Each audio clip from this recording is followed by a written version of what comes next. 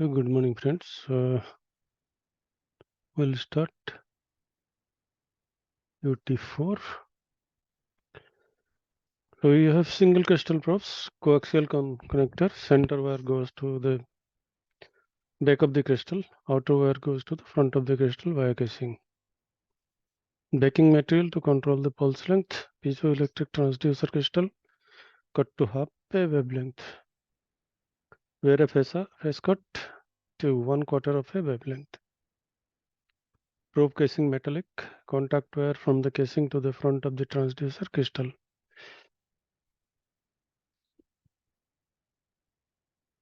There is a twin crystal probe.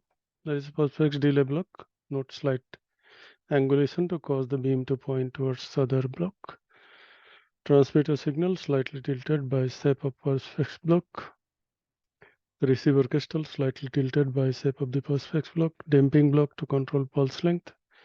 Coaxial connector case, acoustic barrier to prevent crosstalk. Crosstalk between transducer and receiver crystal. And focal point 8. Advantage: there is no dead zone. There is a blind zone beneath the probe at very short beam path. There is an effective focusing of the beam due to the inclination of the transmitting and receiving crystals. Implication of thickness testing. Twin crystal probes may not be able to correctly read the thickness significantly less than the focal length because the transmitted sound takes a W path rather than a V path to the receiver. This means that for very thin material, it may not be possible to get a reflection from the first back wall. A common error with thin materials when using twin crystal probes is to overlook the first back wall and read the second back wall and report the thickness as twice the actual thickness.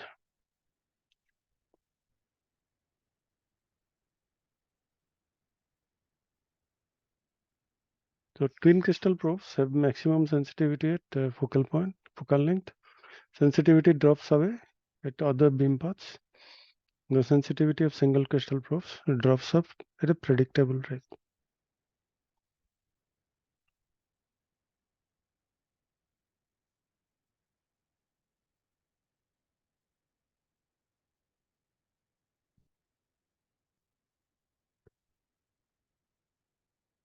Measuring 2 mm thickness with range of 0 to 10 mm. It is also important to remember that the actual path of travel will be in a V and will be greater than the true thickness. The problem can be addressed part by calibrating on very thin material around the approximate thickness of test object. Test wedges should have a range of step down to maximum expected thickness. In practice, the problem generally arises for thickness below 5 mm. An alternative strategy is to use the multiple backwall echo. First backwall echo appears beyond 2 mm and very weak due to the V path effect. Second backwall appears beyond 4 mm and is still weak. Subsequent backwalls appear at multiple 2 mm as they are beyond focal point.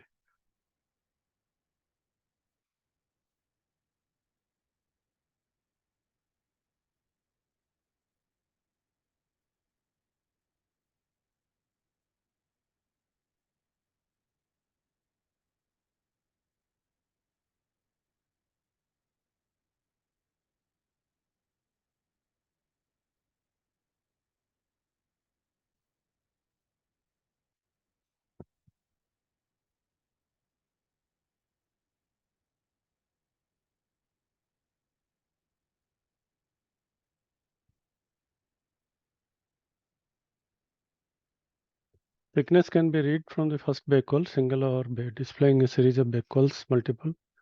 In a single backwall, thickness is read from the first reflection detected.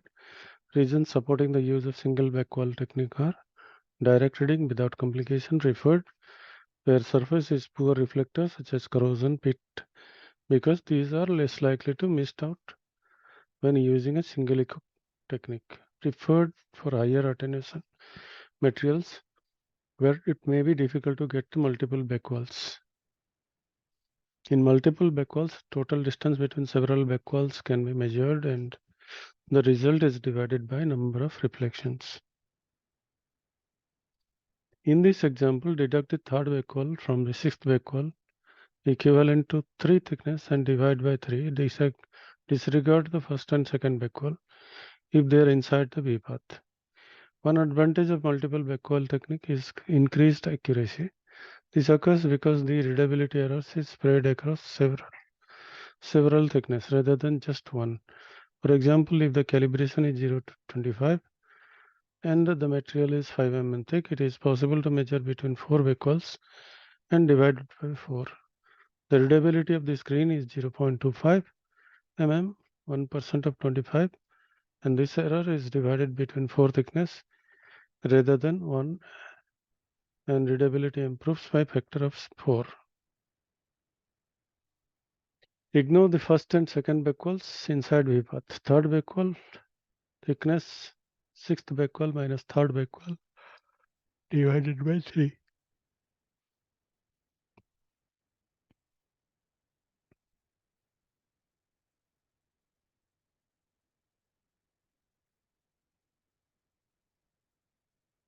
Four is the sixth backwall. However, this advantage only exists if the opposite surface is good reflector. It is a if it is a poor reflector, multiple echoes may be obtainable due to scattering, and the technician may instinctively move to the more easily readable area. This would be fatal error. Difficulty in getting good reading is a vital clue to a corrosion problem. It is important to remember that your job is to detect corrosion, not get the easiest readings. Another advantage of multiple backwall is the reading inside the V focus can be avoided. For a good reflecting surface in 2 mm thickness material, you might miss the first backwall altogether and get a weak echo from the fourth backwall, but you will probably get good reflection from 6, 8, 10. Not only that, but the measuring path will be much less than that of V-shaped path.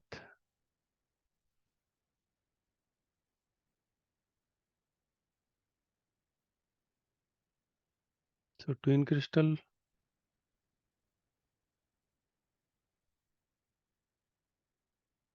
and single crystal.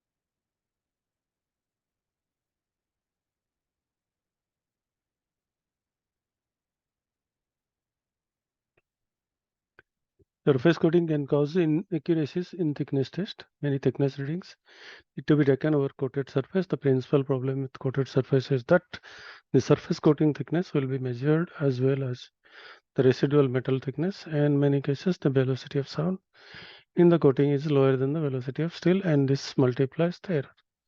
A similar situation can occur with uncoated object with irregular surface. If the probe doesn't sit on the test surface correctly, the intermediate coupling layer is added to the measured thickness. The ratio of acoustic velocity between couplant and steel is typically 1:4. A layer of 1 mm couplant is equivalent to approximately 4 mm of steel. Under these conditions, this test part to approach an immersion configuration.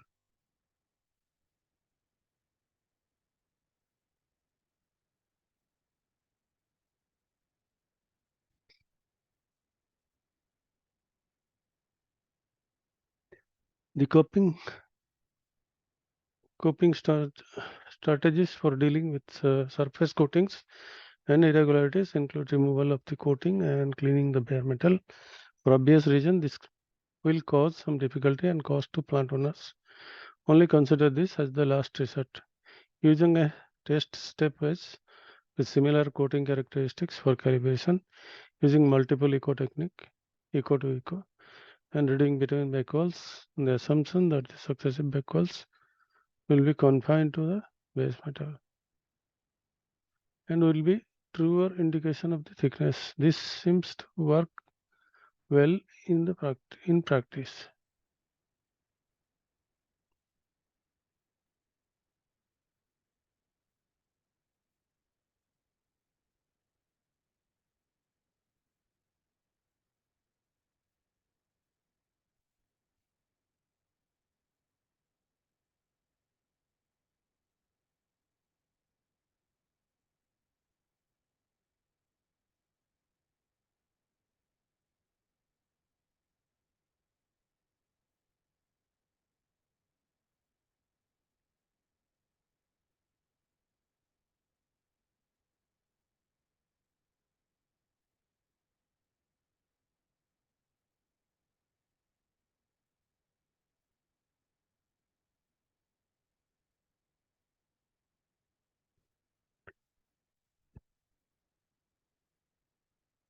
So using multiple echoes, or you can do the using multiple echoes technique and reading between backwards on the assumption that the successive backwards will be confined to the base metal and will be truer indication of the thickness. This seems to work well in practice. Materials other than carbon steel need to be corrected for acoustic velocity. The materials have a characteristic compression velocity that is determined by specific gravity and Young's modulus. Most calibration blocks are made from carbon steel. Acoustic velocity 5920 millimeter per second. So testing of other material will require one of the following: manufacturing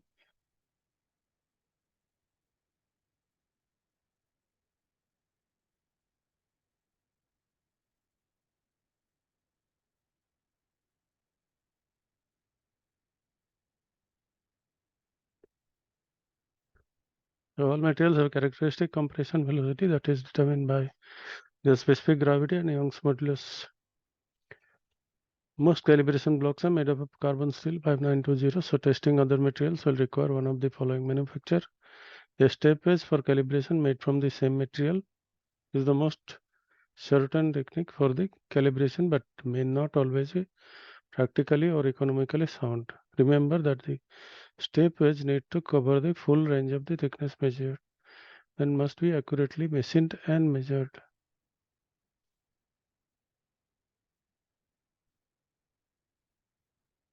Production of a correction chart by measuring material and calibrating for a known material, generally steel. In other words, you read a range of thickness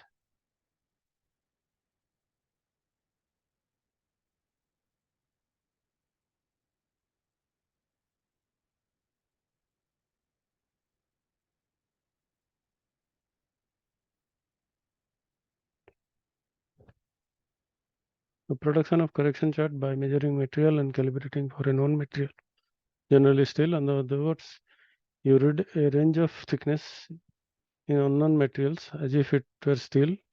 The graph is against the real thickness as measured by micrometer. In this way, all measurements may directly correlate corrected by use of graph. Horizontal and vertical linearity. Horizontal linearity is essential for the accurate thickness testing. The importance of horizontal linearity is self-evident. If the baseline is not an exact proportional representation of distance, there will be inaccuracies in distance measurement. Before using an instrument for thickness testing, ensure that horizontal linearity is within limit. Point to ponder. Standard you are working on is a horizontal linearity requirement of 1%. If you are calibrated at a range of 0 to 25, what will be maximum error likely to get due to lack of linearity? 1%, that is 0.25.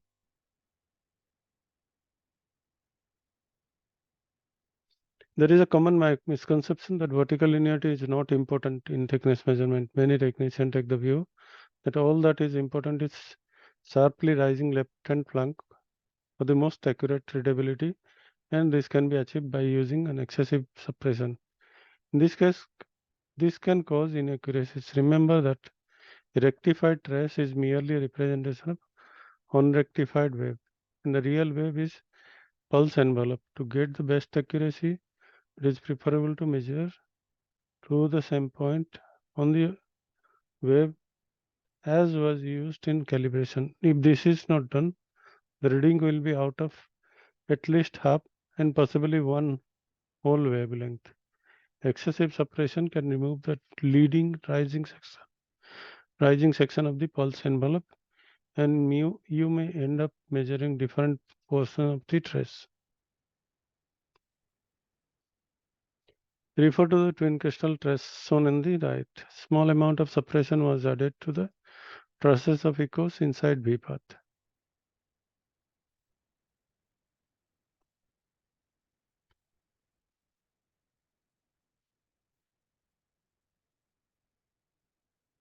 So added to these traces of echoes inside V path would disappear. This difficulty may overcome in part by always attempting the measure at the same signal amplitude as was used for calibration. When measuring between the back walls, make sure that you are seeing the same plane shape and measuring to the same.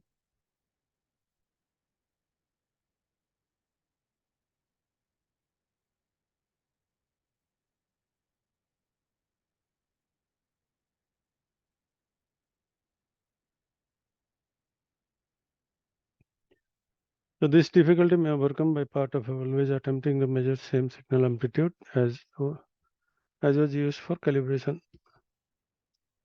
So when measuring between back walls, make sure that you are seeing the same pulse shape and measuring the same point on the trace. Real improvement can be achieved by using an unrectified trace and reading between the identical points of the trace. First backwall echo appears very weak due to the V path effect. Second backwall is weak. Subsequent backwalls appear strong as they are beyond the focal point. The true thickness is the interval between similar points on the pulse. Use of support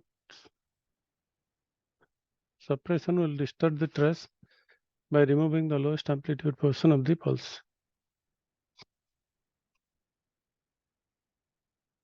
Summary of improving accuracy. To achieve the best practice accuracy, the thickness testing process needs to be controlled by managing these key variables.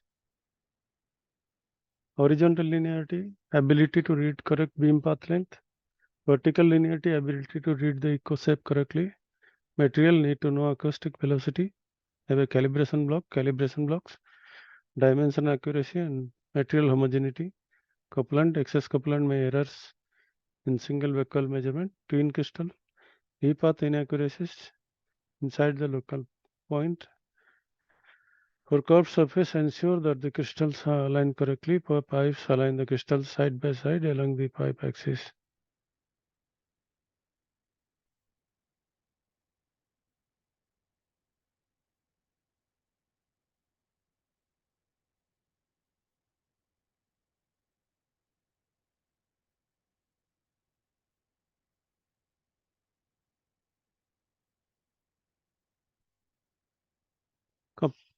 Twin crystal V-path inaccuracies inside the focal point. For curved surface, ensure that the crystals are aligned correctly. For pipes, align the crystal side by side along the pipe axis.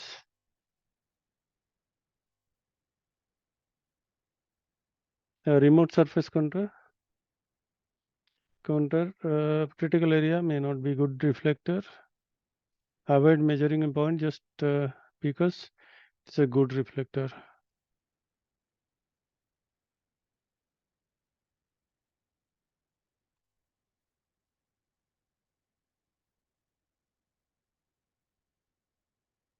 A remote surface counter critical area may not be good reflector. Avoid measuring the point just because of a good reflector. Determine how accuracy trace can read. Critical marking, trace sharpness, lack of focus will lead to inaccuracies.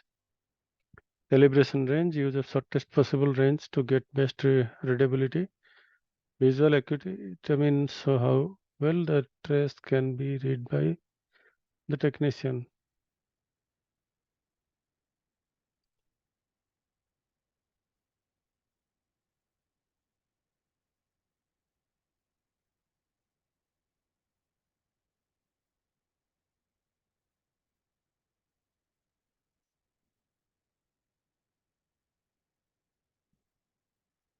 Visual acuity determine how well the trace can be read by the technician. Resolution determines if fine thinning can be differentiated from surrounding materials.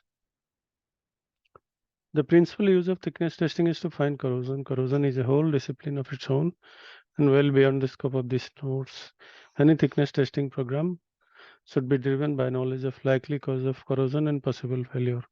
This knowledge usually tests with the customer and his experience of the plant operation. Here are some essential survival notes. Corrosion in an electrochemical process that requires two dissimilar metals, a liquid electrolyte and an electromechanical electrochemical process that require two dissimilar materials, a liquid electrolyte and the electrical connection. Material difference may be highest variation.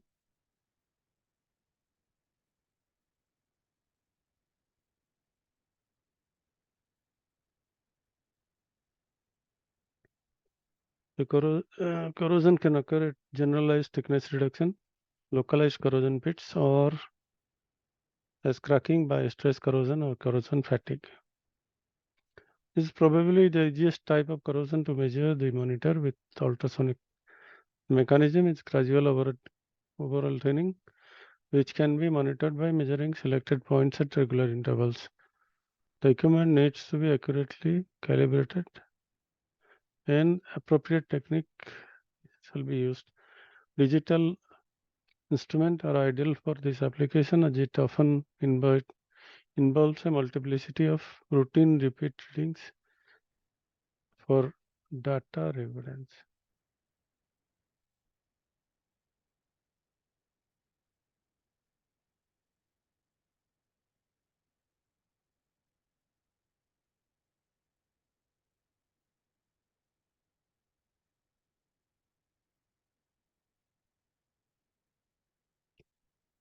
Localized corrosion must first be located and then measured. When confronted with area that may or may not contain localized corrosion, a different approach is needed. There are two questions you must ask yourself when dealing with possibility of localized corrosion. Are there any corrosion areas in the otherwise uncorroded test object? This is a sorting problem. Having found a corroded area, how thick it is, this is a measurement problem. Several sophisticated pieces of equipment using ultrasonic and magnetic flow leakage are available to do this with great accuracy but at great expense. The equipment is to manually find the thin spots using ultrasonics and measure them. The following technique useful. The aim is initially to find thin spots. So do not calibrate accurately for the initial scan. Calibrate using test subject in sound area such that the first three backcalls are at 369 markers.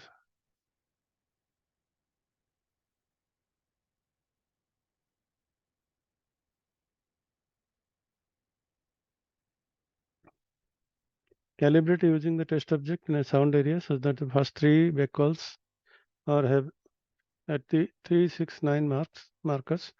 Adjust the gain such that the second backcall is at 80% FSH.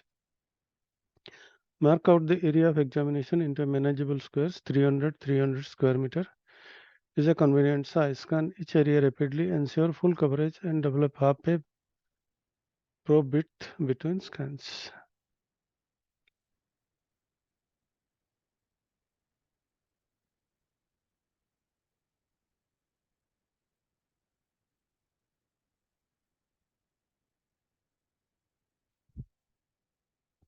Was the leading is of echo is in 3. Due to variation of coupling, this echo so a certain amount of up and downs rodder. Watch for any horizontal movement of the echo 3. Naturally, Any corrosion will result in a move of the left. Any corrosion pit should result in a single leftward movement at three positions. If the leftward movement is noted and is accompanied by a reduction in second backwall echo, mark the point for subsequent closure examination.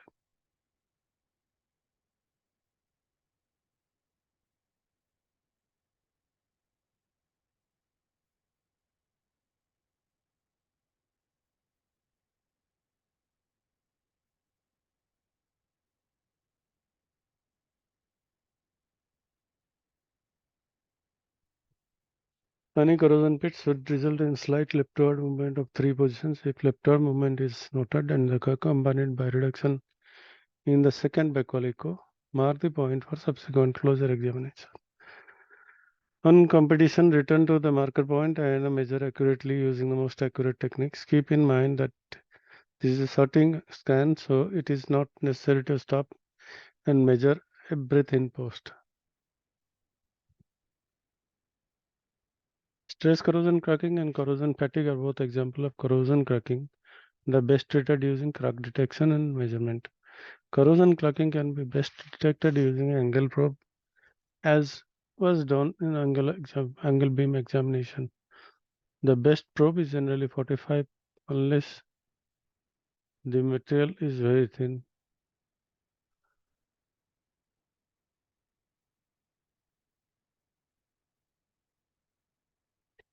Corrosion cracking can be best detected using angle probe, as was done on the angle beam examination. The best probe is generally 45-degree unless material is very thin, while a 70-degree probe may give an easier interpretation.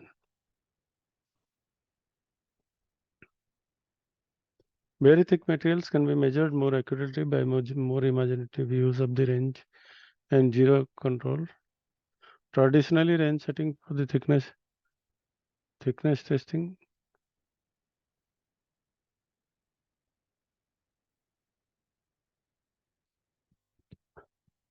So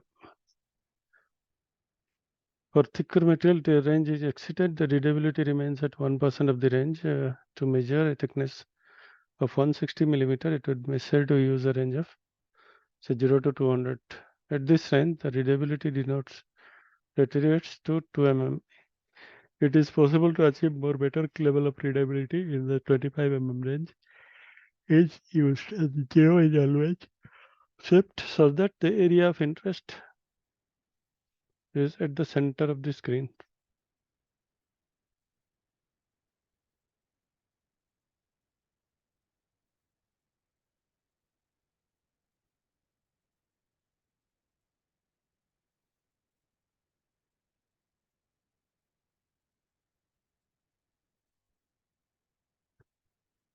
At this range, the readability deteriorates 2 mm. It is possible to achieve a much better level of readability if the 25 mm range is used and the 0 is swept, such that the area of interest is at the center of the screen.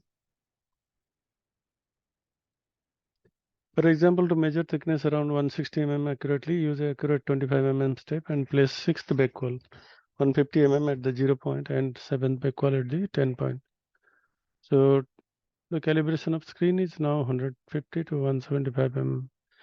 Read the first back wall as if the range is 0 to 25 mm and add 150 mm to the result. This may seem to a little complex.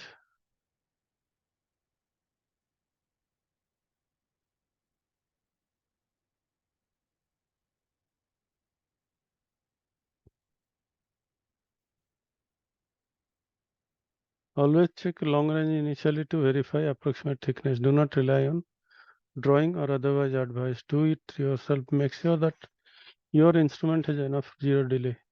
Make sure that your step phase is very accurate, since any error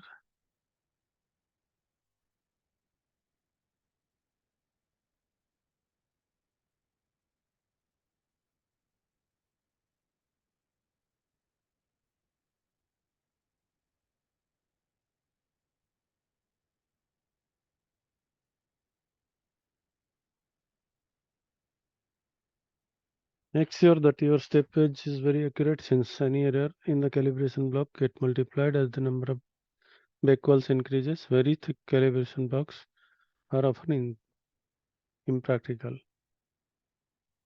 Make sure that you have moved the zero exactly right.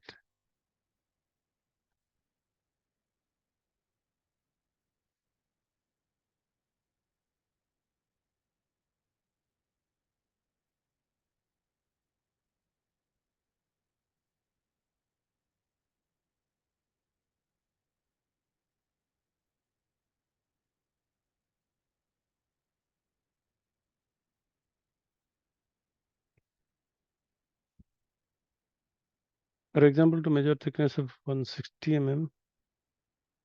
mm,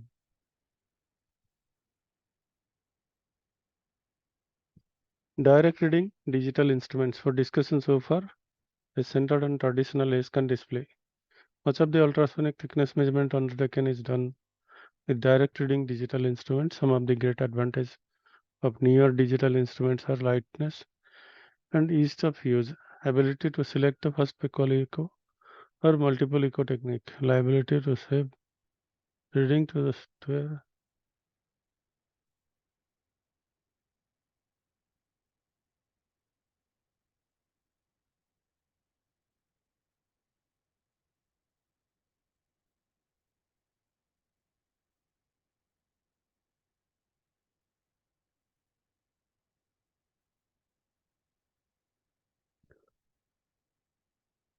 The lightness and ease of use, ability to select the first backwall and multiple echo technique, ability to save readings to storage and the equipment storage medium for lower downloading to mass storage, interfacing data logger with extensive plant thickness database, and other inspection results for plant-wise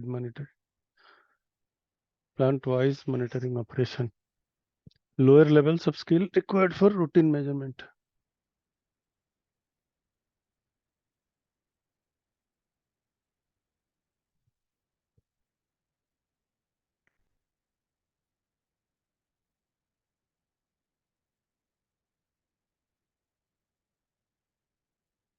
Direct reading digital instruments. These instruments manage a lot of inaccuracies for the user, but are not always foolproof. When in doubt, check any suspect critical measurement with a scan display to assist your decision. Remember that you still have to calibrate the material and it still have the same challenges of accuracy with a single backwall is used for measuring coated materials. Some of the newer material digital equipment simulates the multiple backwall technique if required. Digital instruments is not suitable for a scan presentation for rapid scanning, but is very suitable for point measurement. Determination of thickness testing hot object. Testing on a hot object use same principle as testing at normal temperature, but there are some practical points to watch. The acoustic velocities vary with increasing temperature, so it may not be necessary to get data. It may be necessary to get data or do practical velocity measurement. As described earlier, the probe will need a protective delay block to insulate the crystal from heat. Perspex has a limited temperature tolerance, so high temperature material may be used.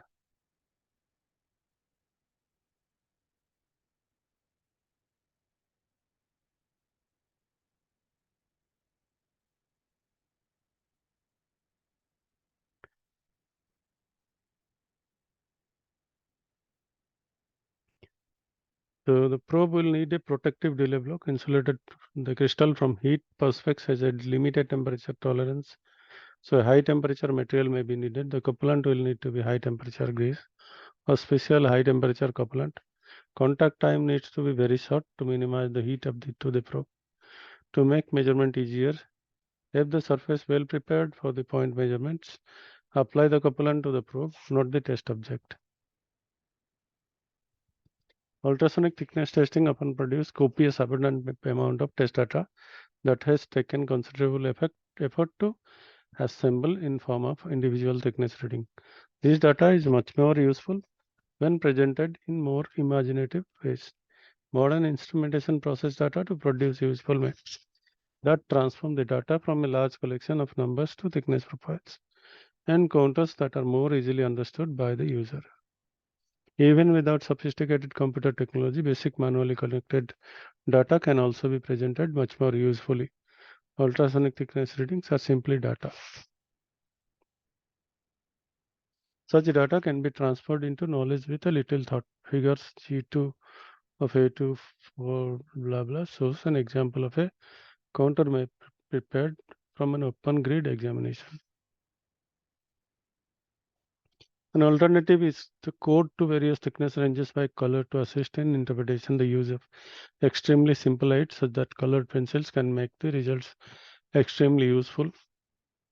So you have prepared a set of thickness readings and client wants to know the sections of 8 mm and thicker. What section are in the range of 6 to 7.9 and what section are below 6 mm. If you present this reading as a counter of color code sketch, the data acquires more meaning. Next slide, you will see that this simple color coding has transformed a lot of numbers into a more useful corrosion map. So this is a corrosion map. Every year, routine thickness surveys are performed on a pressure vessel, 20 mm thick, made from blah blah. So that we have work. Forging testing. So an understanding of forging process and discontinuities that can occur in forging, the effects of surface condition, curvature of an ultrasonic testing, the use of DGS system, flat bottom holes as reference reflectors, an overview of codes and standards. So there is a typical forging. The forging process takes an ingot forging and hot rolled materials and shapes it into a desired shape. This is achieved by heating it to a suitable high temperature and then forcing it to the required shape. The forging may be subsequently heat treated by normalizing and quenching and tempering. Some forgings may be used in the as first condition. Others may be machined fully or in part. The final forging assumes a grain flow that reflects the original forging process and shape transition. So original cast in cut, parallel forging lines before deformation, area of minimum deformation, shape after forging lines after deformation, area of maximum deformation. Due to the long production time of a finished machine forging, the earliest possible early warning inspection is advisable, even if it means a further final acceptance inspection later. It is useful to examine the material before forging as ultimate discontinuities often result from prior discontinuity in the feed material. Many forging discontinuities are attributable to the source material and are described below. Segregation is a variation in chemistry between the outer and central portion of the original material. Segregation is not readily evident in the ultrasonic inspection, as segregation doesn't generally give an ultrasonic interface with a significant change in acoustic impedance. In extreme cases, it may present as an area of very high attenuation if associated with large grain size or inclusion concentration. Shrinkage cavities or pipe in the original casting may be welded over and fuse if the surface are not oxidized. If the shrinkage surface are oxidized, the forging process will result in elongated central discontinuity referred to as pipe along the grain flow line. Inclusions from the original casting will be elongated along the grain flow lines and can present as an interface. This inclusion may result from trapped slag, non-metallic separating as the original casting tools, or even foreign body. Furnace bricks and even workshop tools have been known to end up inside forgings. If the inclusion are very fine, they may present as areas of locally high attenuation. Hydrogen flakes may occur due to excessive hydrogen content. If certain steels are not adequately degassed during the manufacturing, they may develop hydrogen flakes when the in heavier sections. These are essentially a series of circular crack type discontinuities which may be oriented along the forging grain flow direction. These flakes are rare in modern steelmaking practice but can be fatal defects in critical forging. Other discontinuities occur directly from the purging process. For example, purging burst can occur during purging process. During the purging process, steels under condition of purging are too low temperature and or excessive rates of deformation and high sulfur content. Hot surface can develop internal transverse or axial ruptures. Kinks can occur, not cleans. Kinks can occur when purging is heated or cooled too quickly. During the processing, this can occur as very large internal transverse cracks. Lapse result from the folding metal over the surface during the purging process. This is clink, kink.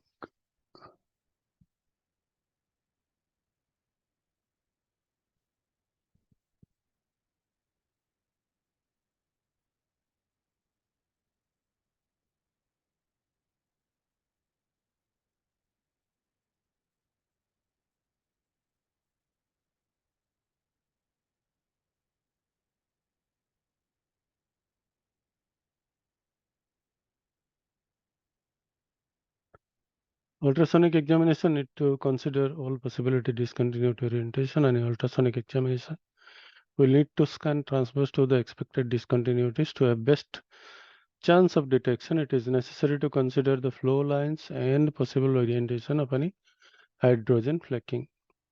A good coverage is also needed to central line area of the range of direction to give the best chance of detecting purging burst. Detection of kinks will require examination in not kinks, I think so.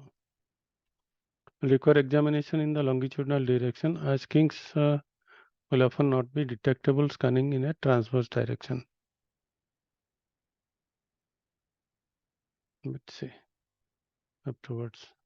I will just work it if possible now.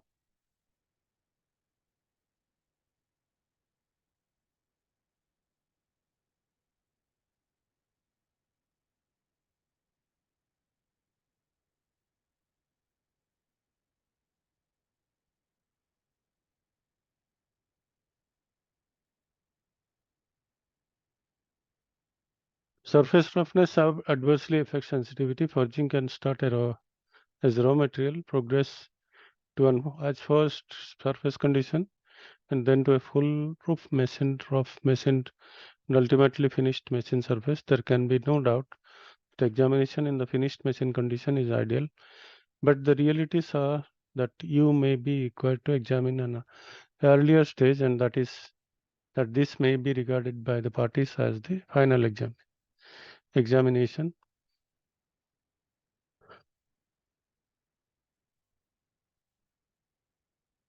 The surface roughness is a major influence on the sensitivity. Any surface roughness will be interfere with the efficiency, the sound transfer from the probe to the test object, and will make the test sensitivity very erratic. The couplant film is generally less than 0.1 mm thick, and any roughness that causes a variable couplant thickness will adversely affect sensitivity. Generally, where the couplant film exceeds 1/10 of the wavelength, there will be a loss of sensitivity. For 2 MHz compression wave in water, the wavelength is 0.75 mm, so the desirable couplant thickness is below 0.075 mm. For a 4 MHz, the desirable couplant thickness is 0.04 mm. Any roughness due to surface scale will greatly reduce the sensitivity even further, as it can result in an acoustic barrier as well as giving irregular contact. Some general consideration for surface preparation: be careful to avoid concave, hollow grinding of the surface. This can result in variable coupling. It is better to have a consistent coating of adherent scale or coating than an irregularly cleaned surface. Probes protected by flexible membrane may be preferable to a rigid, hard facing or irregular surfaces. An extremely smooth surface can result in a loss of sensitivity as the probe may be drawn by suction to the test surface and exclude the couplant film. Couplant thicknesses depend on frequency. The couplant film should be less than 1/10 of the wavelength. Curved surface present the issue of contact and beam divergence. The standard requires that the profile of the surface that permits uniform probe contact. Curved surface have two major consequences. The probe has a reduced contact area and energy transmission is lost within otherwise ideal surface condition. The beam may be focused by concave surface and divergent by convex surface. A convex surface can act as a diverging lens and a concave surface can act as a converging lens. Consider an ultrasonic beam striking a convex. The center of the beam will pass directly without refraction, but as the outer section of the beam pass through a thicker couplant film and strike at the surface of the angle, the outer portion of the beam will refracted away from the center. The couplant film acts as a divergent lens. In the above example, if the curvature is such that edge of the beam strikes at the surface 5 degrees, the refracted angle in steel is 21 degrees. This result in a loss of sensitivity as the beam diverges and can also result in extra secondary waves being generated. Consider a small diameter round steel section being examined with a zero compression probe. The first reflection corresponds to a straight transverse across the diameter. The second reflection corresponds to a triangular transverse of 3 compression legs. Geometrically, it can be calculated that this echo occurs at 1.3 d in steel where d is the diameter. The triangle is equilateral. All sides are equal. The third reflector corresponds to 2 compression modes and 1 shear mode. This can be calculated to be 1.67 in steel. The triangle is isosceles, 2 equal sides. Direct compress, that is 1, 2, 3.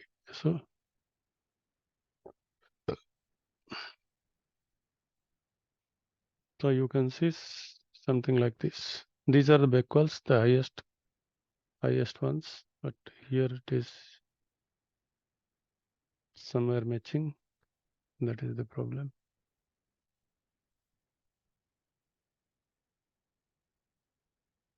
As the triangular reflection continues around the section, they are also displayed after the second, third, and fourth back wall. Because try this for yourself, blah blah blah. Nomogram.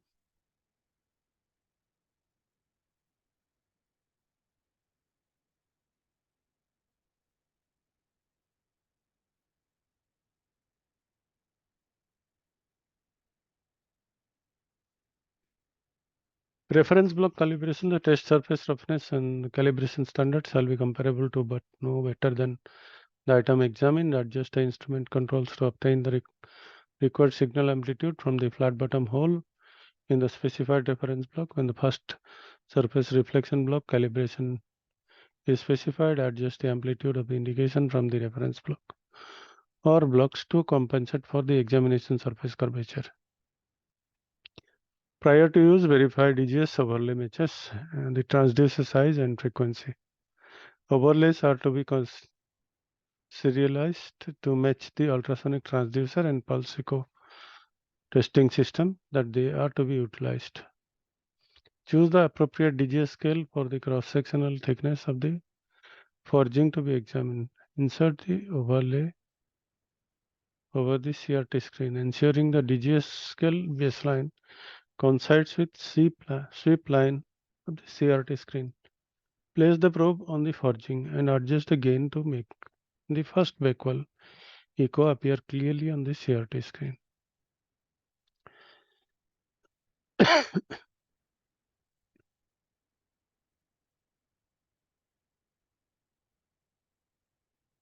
The first backwall echo appear clearly on the CRT screen. Using delay and sweep control, shift the screen pattern to so that the leading edge of the initial pulse 0 of the DGS scale and the backwall echo is on the DGS scale value corresponding to the thickness of forging.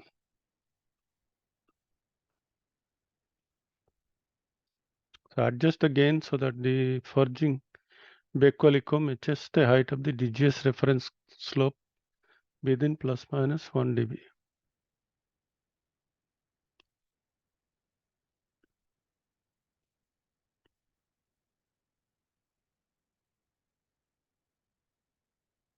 Once adjusted, increase the gain by dB shown on the DJ scale for the reference slope. The instrument is now calibrated and flow size that can be reliably detected can be directly read from the CRT screen. These flow sizes are equivalent flat bottom reflectors that can be used as a reference point. The above can be utilized on all solid forgings, cylinder below hollow forgings, and drilled or bore forgings must be corrected to compensate for attenuation due to central hole. Angle beam examination, rings and hollow forgings. Perform an examination for the circumference of the ring and hollow forgings that have an axial length greater than 2 inch. Outside and inside diameter ratio of less than 2 to 1 inch. Use a 1 MHz 45 angle beam search unit unless thickness, OD-ID ratio or other geometric configuration result in failure to achieve calibration. Other frequencies may be used if desirable from the better resolution, penetrability, or detectability of flaws. For angle beam inspection, the hollow forgings up to 2 to 1 ratio provide the transducer with a wedge or shoe that will result in the beam mode and the angle required by the size and shape of the cross section under examination. To calibrate the instrument for angle beam examination to obtain an indication amplitude approximately 75% full scale height from rectangular 60-degree V notch in the inside diameter ID, the axial direction parallel to the axis of forging. A separate calibration standard may be used, however, it shall have same nominal composition, heat treatment, thickness as the forging represents, test surface finish, and the calibration standard shall be comparable but no better than the item to be examined. Where a group of identical forging is made, one of these forging may not may be used to separate calibration standard. Cut the ID notch depth to 3% maximum the thickness of 1/4 6 milli, whichever is smaller, and its length is approximately 25 mm.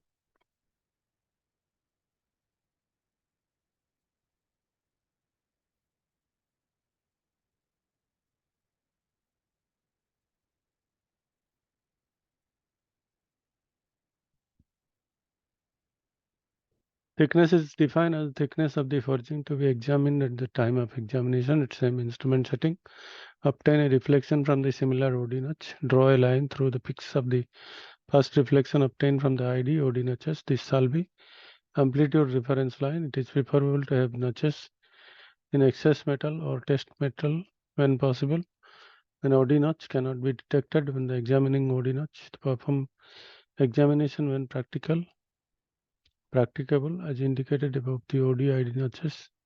ID surface utilize ID notch when inspecting from OD, the OD notch when inspecting from ID. Curve wedges of the source may be used when necessary and practical.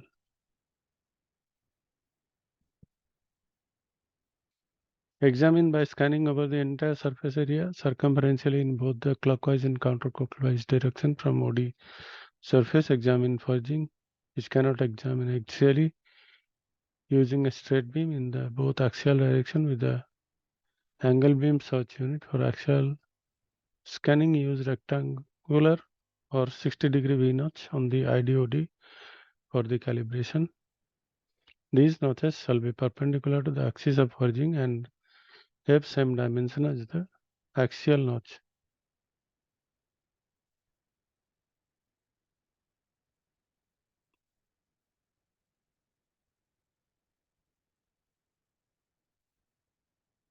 Straight beam examination record the following indications as information.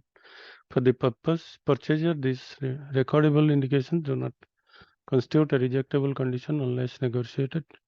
As such, in the purchase order, in back reflection technique, individual indications equal to or exceeding 10% of the back reflection from an adjacent area are free from indications in the reference block, or DGH technique, indications equal to or exceeding 100% of the reference amplitude. An indication that is continuous on the same plane regardless of amplitude and found over area larger than twice the diameter of the search unit. So this extent of such an indication shall be accurately measured along with variation, amplitude, and reflection. Straight beam examination, planar indications shall be considered continuous over a plane if they have a major axis greater than 1 inch. In recording these indications, corrections must be made for a beam divergence at the estimated flow depth. In the back reflection technique, discontinuity indications equal to or exceeding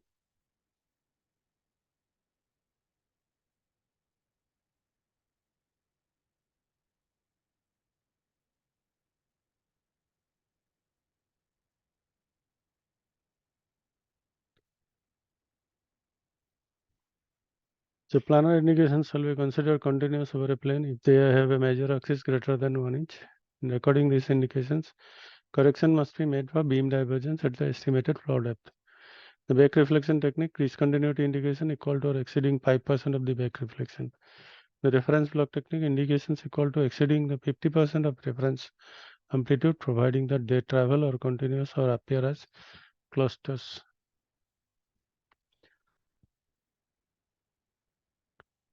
Traveling indications herein defined as the indications which leading edge moves at distance equivalent to 1 inch, blah blah. The cluster indications defined as the 5 or more indication located in a volume representing 2 inch or smaller tube in the forging. Reduction in back reflection exceeding 20% of the original, measured in increment of 10%. So amplitude of recordable indication in increment of 10%.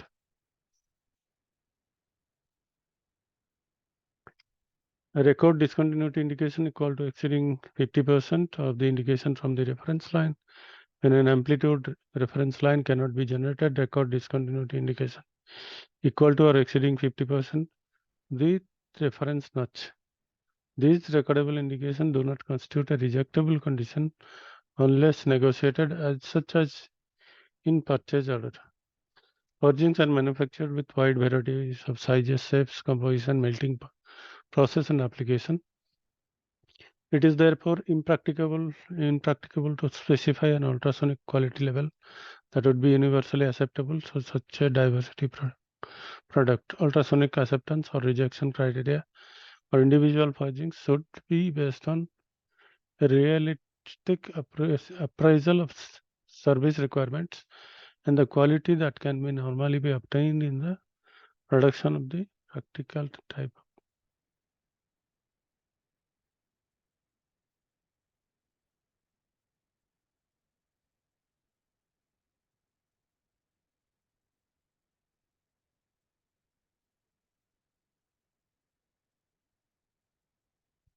Ultrasonic acceptance and rejection criteria for individual forgings should be based on realistic appraisal of service requirements and are quality that can normally be obtainable in production of the particular type of forging. Heavy austenitic stainless steel forgings. Heavy austenitic stainless steel forgings are more difficult to penetrate ultrasonically than similar carbon or low alloy forgings. The degree of attenuation normally increases with section size and the noise level. Generally, or in isolated areas, may become too great to permit the action of discrete indication. In most instances, these attenuation results from the inherent coarse grain microstructure of this austenitic alloy. For this reason, the method of standard employed for the ultrasonically examining carbon and low alloy steel forging may not apply to heavy austenitic stainless steel forging. In general, only straight beam inspecting using a back surface reference standard is used. Acceptance quality levels shall be established between the purchaser and manufacturer based on one or more of the following criteria: straight beam examination. No indications larger than some percentage of reference back reflection. No indications equal to or larger than the indication received from the flat bottom hole in a specific reference block or blocks. No areas showing loss back reflection larger than some percentage of reference back reflection, no indication exceeding the reference specified in DGS method. Angle beam examination, no indication exceeding a stated percentage of reflection from a reference notch or of the amplitude reference line. Intelligent application of ultrasonic quality levels involves understanding of the effects of many parameters on the examination results. Thank you.